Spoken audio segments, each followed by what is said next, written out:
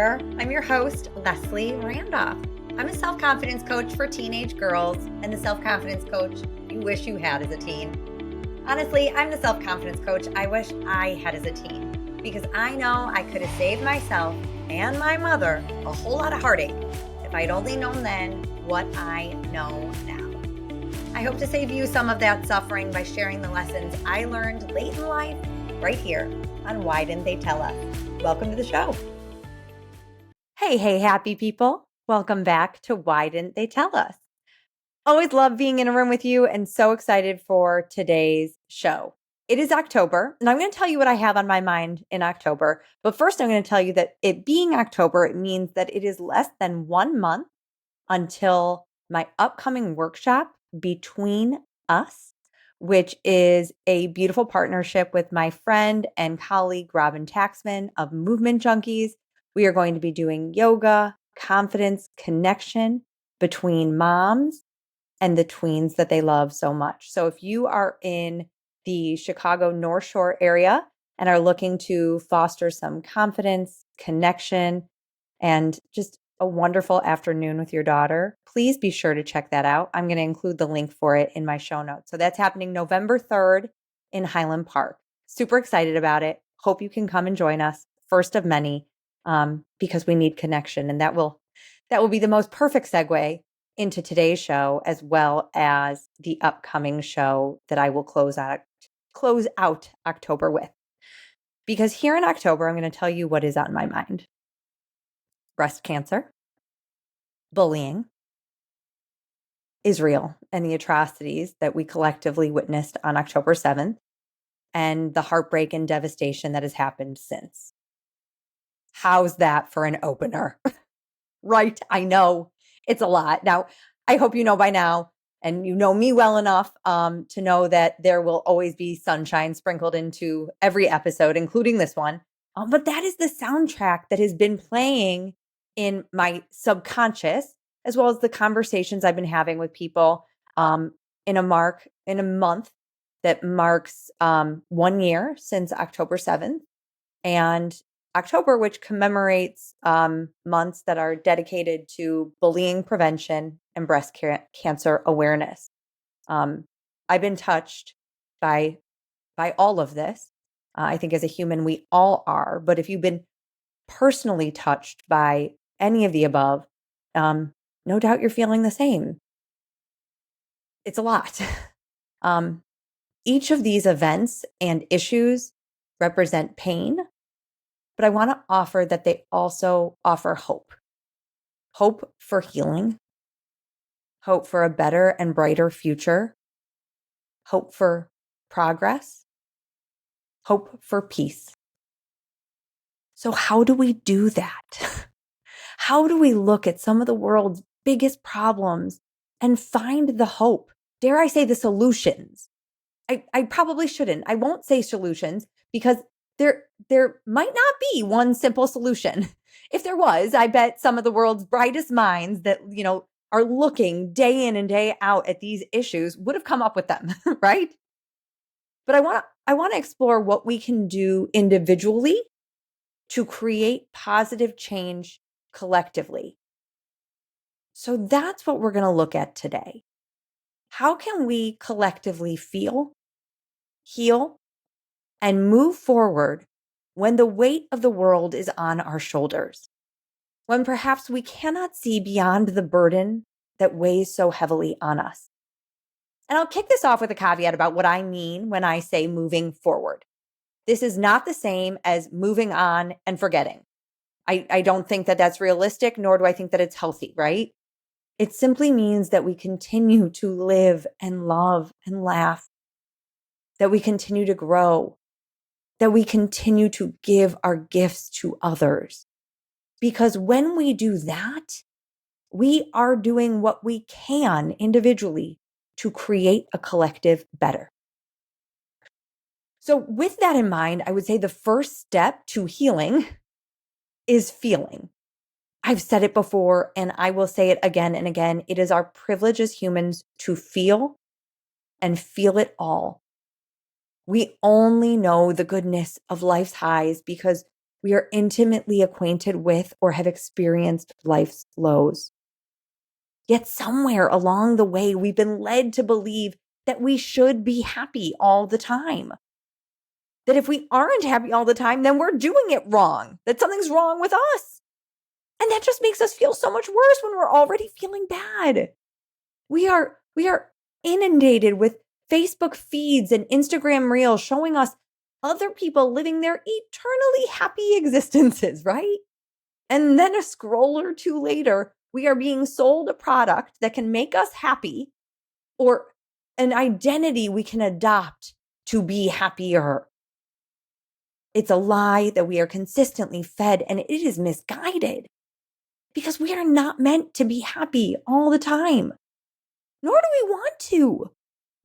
You don't want to be happy when you think about the bullying that happens in the hallways of our schools or the online apps where our kids convene. I don't want to be happy thinking about that. You don't want to feel happy thinking about those that are dealing with a diagnosis or war that is happening in our world. You want to be mad. You want to be sad or frustrated or whatever it is you want to feel. So I invite you to feel it. Please do not should yourself out of those emotions. They are your privilege as a human with breath in your body. And I know they don't feel good. I know. And that's okay. Allow yourself to feel them and take care of yourself through them. The alternative to feeling them is numbing them or avoiding them. And my friend, that does not work. I want you to think of your feelings like a toddler. What happens when you ignore a toddler? The toddler gets louder and stronger and more compelling with its pleas. The same is true for your feelings. You can give your emotion the attention they want, but you cannot give them all of you. This is where that moving forward comes in. The ability to still love, laugh, go, and grow, even when you're feeling all the feels. Now, I'll give you some ways to do this, but no, as always, there's no one size fits all around here. You need to find what works for you. And if ever those feelings feel too big for you on your own, find the right support. Find connection. It's critical. So one of the most powerful practices you can do to manage big emotions is simply naming them. To say to yourself aloud or quietly in your mind, I'm feeling sad. I'm feeling anxious. I'm feeling angry. Dr. Daniel Siegel coined this concept as name it to tame it. By putting a label on your emotions, you can create distance from yourself, the human feeling the feeling, and the emotion itself. This reminds you that you are not your emotion. You are human, feeling a human emotion, a natural human response to a hard time or triggering experience.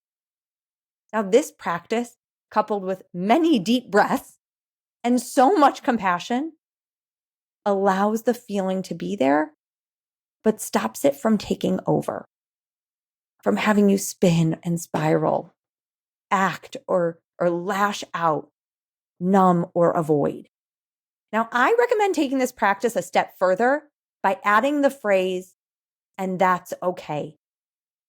I'm feeling sad, and that's okay. I'm feeling anxious, and that's okay. I'm feeling fill in the blank, and that's okay. It is okay. This simple phrase further enforces that it's okay to feel this feeling, any feeling. I said earlier that sometimes we have a tendency to should ourselves out of emotion, saying to ourselves, you shouldn't be feeling this way.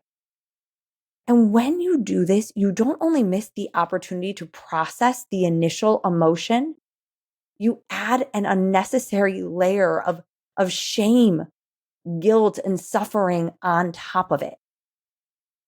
Naming and normalizing the emotions you feel allows you to approach them and yourself with so much compassion, which is exactly what you need in these moments. So much of my confidence coaching is rooted in offering ourselves compassion. We are typically so much better at offering compassion to others, and we struggle to give it to ourselves. We will sit for hours listening to a friend or consoling a loved one, but we don't give ourselves the same. Voicing and validating an emotion is an act of compassion. Compassion is critical when we think about creating the collective change our world so desperately needs. For years now, I have been a student of all things self-confidence. It's like I am getting my master's degree in self-confidence. I'm listening to podcasts. I'm reading books. I'm researching. I'm taking courses and getting certifications that will support my learning of self-confidence and my ability to look at it from every facet, right? And a key to self-confidence is compassion. Of course, that means compassion for ourselves and for others. Compassion connects us. It reminds us that we are all humans. And when we can approach our own humanity, all those feelings with compassion, and find the confidence to keep being ourselves and going after the dreams we have, we are so much more equipped to do the same for others, to see the gifts and goodness that are in them, and to cheer them on as they go after their dreams and their goals, and to support them when they are low. We see others as humans, just trying to be themselves and to live their lives.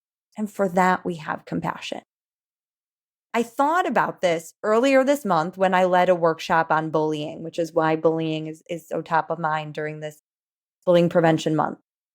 Now, self-confidence, I know, but bullying is not a topic that I tackle every day, right? But through my confidence and compassion lens, I suggested to the students I was working with that the compassion and kindness, coupled with courage and confidence, is actually how we combat bullying. I know compassion cannot cure breast cancer, and nor can it end wars. Though honestly, I do think it could, but a topic for another day. But kindness and compassion is truly one small step we can all take to make hard moments of life a little less lonely and a little more manageable. According to Greater Good magazine, which offers science-based insights for a more meaningful life, compassion literally means to suffer together. It is defined as the feeling that arises when you are confronted with another's suffering and feel motivated to relieve that suffering. Compassion is the simplest solution to the world's most complex problems. Now, compassion can look like listening to a friend with an unbiased or non-judgmental ear. It can mean the same for yourself. It can be reaching out to someone you love who you know is suffering, just sending them a text or picking up the phone. Again, it could look like the same for you, just to acknowledge that suffering. Compassion can be smiling at a stranger on the street, paying a compliment to someone you hardly know, or holding the door for someone you don't know at all. Compassion can sound like asking a friend who is struggling, I want to help. So what would that look like for you? Or simply giving them the space to talk by saying, tell me more about how you're feeling. Compassion can be action, giving your time and energy to help those in need, whether it's a cause that is bigger than yourself or a human hurting right next to you. Here's the thing though, compassion requires confidence. It requires you to let go of saying the right thing. I got right there in air quotes. So you say something versus nothing. Compassion might require you to go against the grain of what everyone else is doing. Think about that with bullying, right? Compassion requires courage and confidence for you to speak up and stand up against it, right? Compassion connects us, and connection is how we heal. That is how we move forward together. And that is how we then feel more of the emotions we yearn for in this one and only life we're living. I will be talking about connection a lot more on the next episode, so please come back for it. And again, if you're in the North Shore area, come connect with your tween daughter at Between Us on November 3rd. I'd love to have you. I want to just also say, going off script here, when we're feeling those big feelings, sometimes compassion can look like, I know I told you, name it, feel it, heal it. Sometimes compassion also looks like telling that feeling, not right now. The goal is to keep living, loving, enjoying your life, going after your goals, being yourself, finding joy, even when the burden is so heavy. So it might also be saying to that feeling, I know you're there and you don't need to go away, but you can't have me right now. This was a big one for my household, actually. My daughter is a big feeler, and she's so good at feeling her emotions and naming her emotions. But sometimes when she's feeling all of them, then she sits in them and she cannot see beyond them. So we created a practice of just like putting it on the shelf. Like, I know you're feeling a really big feeling right now, but you cannot feel it during math class every day. You cannot feel it during Spanish class every day. How can you lovingly and compassionately say to that feeling, I know you're here and I'll be here for you. I just can't right now. I also sometimes recommend to my clients taking time, like a dedicated time. You've got a big feeling on that heart of yours. Schedule time with it. This is what I love about journaling in the morning. It's like, I've got this big feeling. I'm going to put it on a page.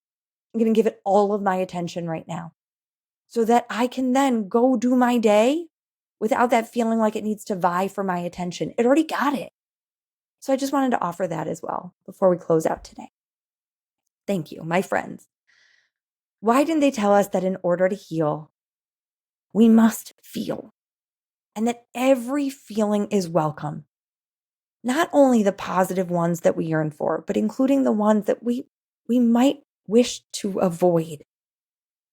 Why didn't they tell us that shoulding ourselves out of an emotion, it leads to shame?